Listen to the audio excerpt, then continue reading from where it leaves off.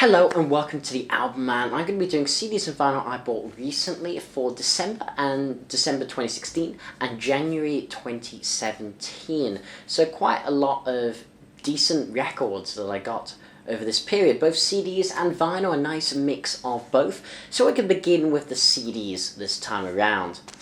The first CD we have to talk about is this one, Electric Wizard's Dope Throne.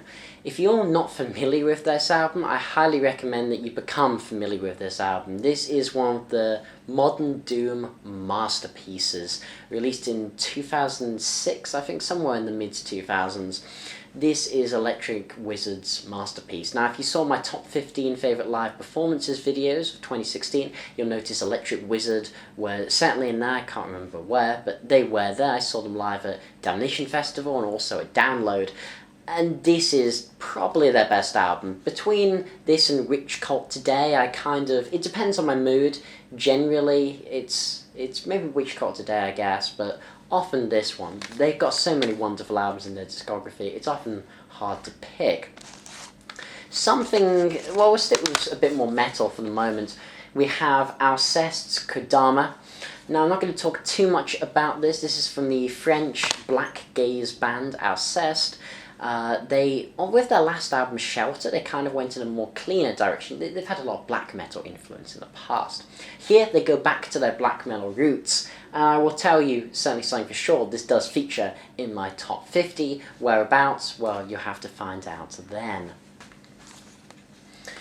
This is Agaloc's Against the Grain. This is an album I've been wanting to hear, well, Ashes Against the Grain. This is an album I've been wanting to hear for quite a long time. I love The Mantle. Agaloc's The Mantle is this kind of atmospheric black metal masterpiece. Now, I've never been the world's biggest black metal fan. I still maintain that. I don't care for Dark Throne, for example. But atmospheric black metal, I love. And Agaloc are really the best band at doing that. Unfortunately, they split last year, which is really sad because I never got to see them live. And this is just another incredible album from the band. They don't have many weak albums, and this is certainly one of their stronger ones. So if you want to start with the band, I'm always going to recommend The Mantle, without question. Here's something of a proggier bent, a very different album to Agaloc. Premiato Forniero Marconi, known as PFM, and their album Per un Amico. So if you haven't gathered from the title, these guys are Italian, and they are an Italian progressive rock band from the 70s. I think this album was released in 1972. And if you look on prog websites, such as like Prog Archives or something, you always see this as one of the most acclaimed prog albums of all time. But yet it flies under the radar, I feel, some prog fans, because it is a foreign language album. They do sing purely in Italian, but really don't hold that against it. I mean, if you want to still hear some of their style but aren't comfortable with hearing the Italian lyrics, you could listen to their album called Pictures of Ghosts, which is an English album, an English version of their album Chocolate Box, I think. Or no, I'm not sure. But it was an English album they did, which is a kind of different version of one of their Italian albums. But this is their best, with the title track Per un Amico being my favourite song of theirs. And they still tour, they play the UK and things. They were kind of originally signed, I think, to Emerson and Lake and Palmer's album, Manticore Records, and so it got some traction. I mean, the Italian prog scene was a really fertile, fantastic one, really worth exploring, so rich with wonderful bands in the 70s, second only to the UK in the 70s, and PFM were the go-to bands, the best of them, the creme de la creme. We'll go back a bit more metal. Here is A Time of Changes by the mighty Blitzkrieg. Blitzkrieg are an 80s new wobble band, new wave of British heavy metal. And I went to a whole new wave of British heavy metal festival in Sheffield in December, which was awesome. And Blitzkrieg played, and they were really quite great. And the singer they have is, of course, also the singer of the other new album band called Satan, which is another really cool band who I think are playing next year's festival. I managed to get free tickets for that, which was really cool. And yeah, now the thing with this, A Time Changes is their best album. It has songs such as Ragnarok, the title track Blitzkrieg, band eponymous track Blitzkrieg. It is their best album, without question. The problem I warn you about this is that this is a re-recording with the current lineup. Do I like this as much as the original? No, I don't. The problem with this is, and this is a problem with a lot of new albums, is finding original copies is hard and expensive. I don't think A Time of Changes has ever been originally released on CD, and if it has, it is extraordinarily expensive. And to find it on vinyl is so rare. So you kind of have to settle with this. It's not as good as the original. The production's a little off at times, but it's still a pretty faithful rendition. It's really good. It's not often I endorse re-recordings, but I guess when an album is so hard to get hold of as this, I kind of have no choice. Next, a band from my hometown of Liverpool, we have Anathema and this original album classics series, which contains Judgment, A Fine Day to Exit, and A Natural Disaster. In this little free pack, we really showcase Anathema's development as a band. We start off with Judgment, the kind of still doom, gothic metal influenced record from their earlier days of being a death doom band, back in when they were part of the Peaceful Trio, contemporaries of bands like Catatonia, Paradise Lost, right? Then they started going in the more ambient direction with something like A Fine Day to Exit, which is never an album I've loved that much. Then you get A Natural Disaster. And A Natural Disaster is the album that really began to cement their sound, and the sound that they would then follow years later when they, a good deal years later, from like 8 years later, when they recorded We're Here Because We're Here in 2011. And songs like Flying, the title track, A Natural Disaster, Closer, they still play live to this day. They're staples of their live set.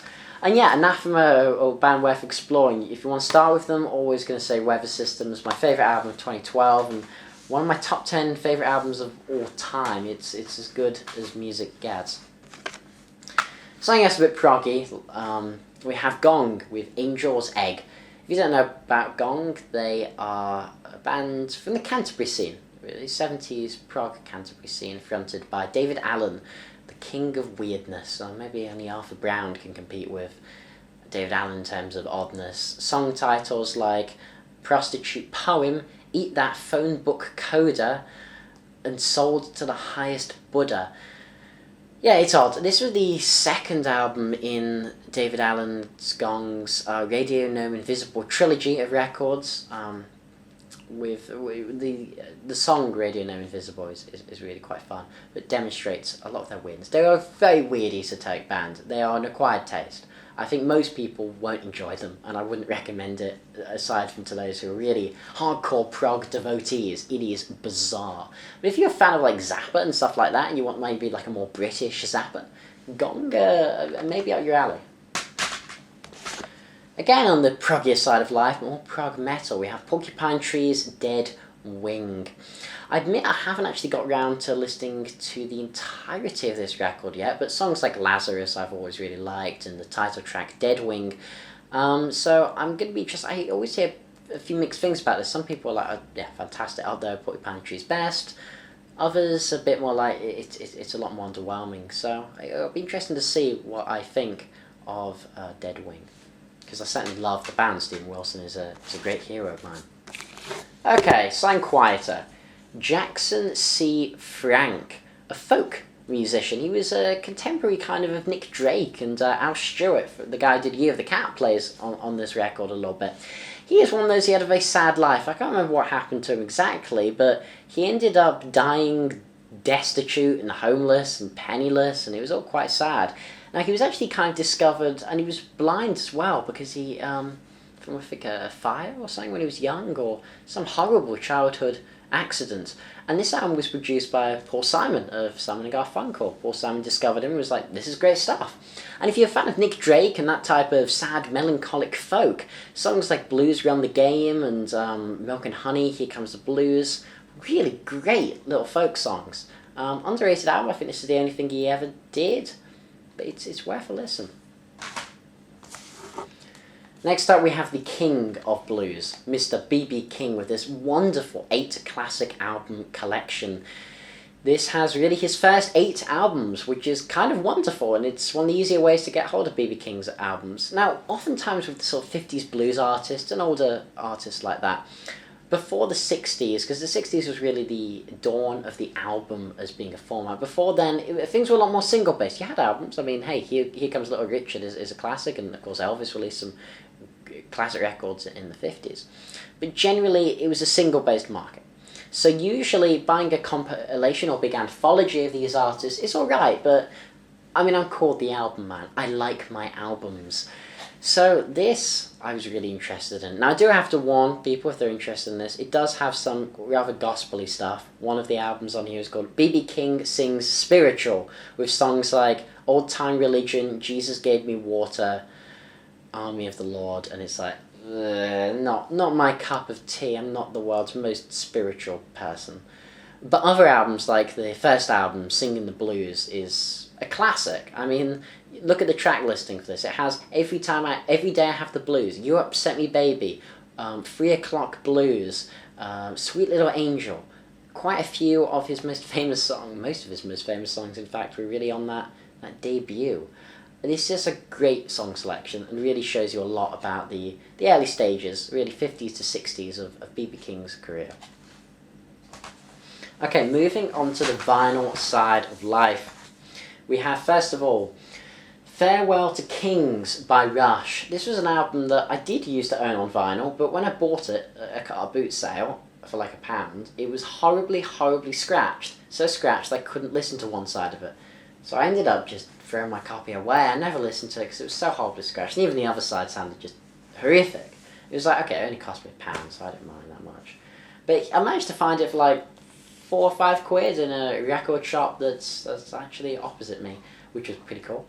And yeah, I thought I'd pick it up. It's not the world's best condition, but it's good enough, and it's a wonderful album. I mean, it's Farewell to Kings. Do I need to say much about it? Xanadu, Cygnus X1, it's great. Okay. Next up, we have... I'll go for this one, actually. This one's quite a fun one. Johnny Winter, Still Alive and Well, the blind guitarist, kind of like an earlier Jeff Healey, I guess you can say. He was the brother of Edgar Winter, of the Edgar Winter Band, who I think became quite popular in America, but were never really huge in the UK, to be honest. I remember one of their songs on Guitar Hero I always really liked.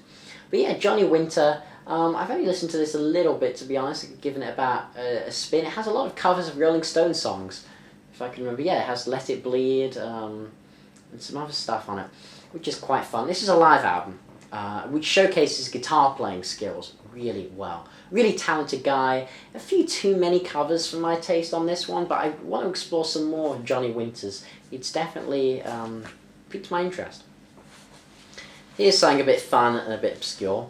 We have Riot's Narita. Now, it was about a year ago that I bought another Riot album. I can't remember whether it ever featured on an episode of CDs and vinyl I bought recently. Maybe. But yeah, Riot are kind of one of those underrated, forgotten bands from the 80s. They were just a fun American hard rock metal band, or 70s was it? I think it was, yeah, this is 1979. They're kind of time forgot. They had a series of unfortunate accidents and incidents, and I remember discovering them through Classic Rock. They did this whole article about the unfortunate story of Riot and their really weird little mascot thing. I don't know what it is. It's such a weird album cover, this one. A plane and a sumo with the thing on it and skulls and odd. But this is just a really fun album. I mean, it's not like an all-time classic or anything, but it's a really fun record. I enjoy Riot. I know Lars Ulrich and Metallica were always quite influenced by Riot. A bit more hard rock. We have Bad Company's Desolation Angels. I haven't got around to listening to this one yet. I only bought these records about a week ago, to be honest, so haven't listened to too many of them. But looking forward to this. I don't own much Bad Company. I've heard this is meant to be a decent one. Next we have, this is quite a rare one, Samson's Before the Storm. Now, the condition of this is quite terrible. In fact, I didn't notice it at first. I actually thought this was part of the waves. I only noticed it when I got home. I was like, oh, this is in horrible condition. But it's okay, because the vinyl is in beautiful condition.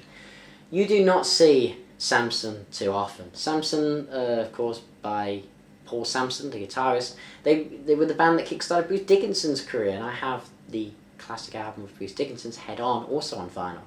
This one is after Bruce Dickinson left. You have Nicky Moore on the vocals instead. This is really cool. This is something you can't really get on CD very easily, and you never really see on vinyl. It's a pretty rare record, so quite the fun find.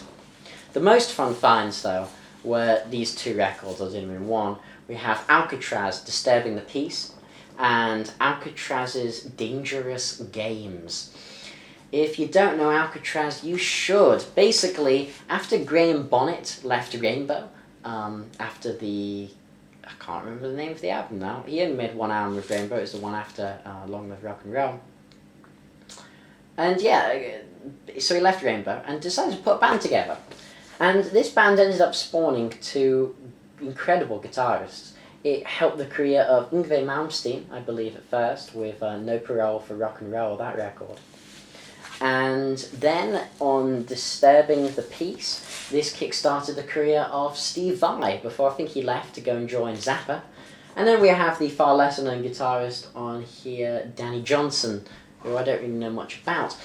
But I've been listening to this one a fair bit, and this is fantastic. Steve Vai's on wonderful form. It's just a great 80s shredder metal album with Graham Bonnet, who I love as a vocalist, and honestly think is one of rock's most underrated vocalists and underappreciated.